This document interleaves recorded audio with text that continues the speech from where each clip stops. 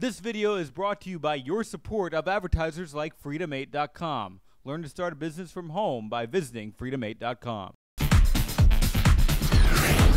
Here with John Katinas. John, you are in Nashville, Tennessee today working on a benefit concert for the relief of all that's been going on in the Samoan Islands, and that's something that is incredibly close to you. Tell me about that. Hey, Paul, thank you so much for having me on. It's just been the last week and a half has been overwhelming, to say the least, and just I think the most amazing thing is just as soon as the tsunami hit and that unfortunate news hit so close to home, because our father and four sisters and a brother are there, we just felt like the first thing to do was to rally our connections and the body of Christ that we had connections to pray, and then the relief fund was set up immediately after that, the Hope for Samoan Relief Fund.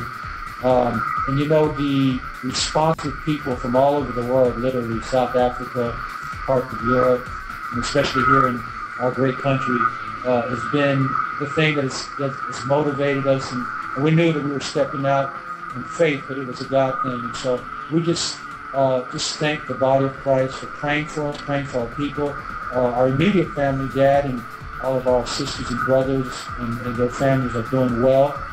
We do have some extended family, unfortunately, that didn't make it from the tsunami. So our hearts and our prayers go out to them. But we just thank God for the different ways and avenues that we could at least bring awareness to those listening or viewing this information, to really be able to partner with my brothers and I to reach our beloved island of Samoa.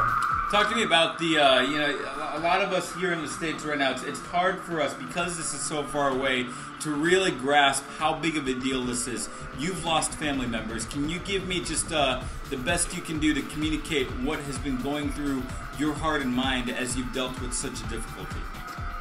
Well, you know, the South Pacific Islands, we're getting warnings of hurricanes and cyclones and even tsunamis all the time, every year around this time of the year.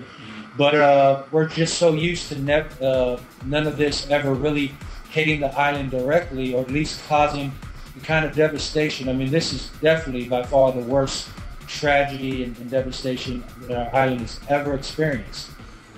So, you know, you're never really prepared for that.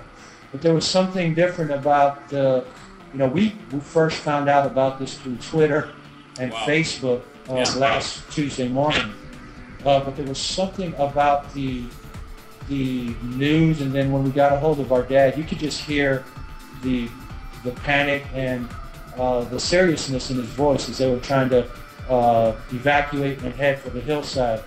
And so we lost contact, obviously, for the next several hours, and then when we heard through Fox News and continued to hear through Facebook that the tsunami did hit, and the devastation was just, nobody could really put into words what had happened. I mean, and people are still in shock right now.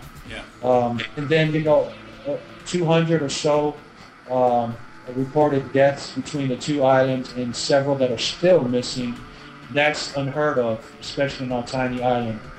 One thing we are thankful for is that had this happened in the middle of the night, the earthquake was registered at 8.2 on the Richter scale. It hit at around 7:30 local time. Right. So it kind of gave a little bit of warning for the people to flee to the mountainside.